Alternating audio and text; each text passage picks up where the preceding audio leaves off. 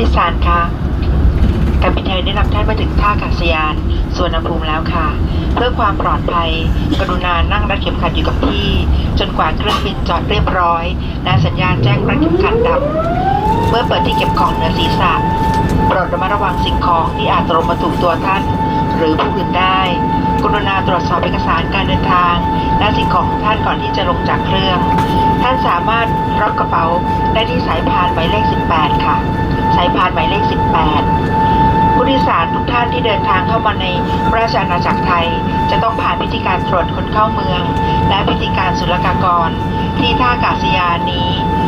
ยกเว้นท่านที่จะเดินทางต่อไปยังเชียงใหม่เชียงรายกระบี่ภูเก็ตหาดใหญ่หรือสมุยพิธีการศุลกากรจะกระทำเมื่อท่านเดินทางถึงจุดหมายปลายทางแล้วค่ะ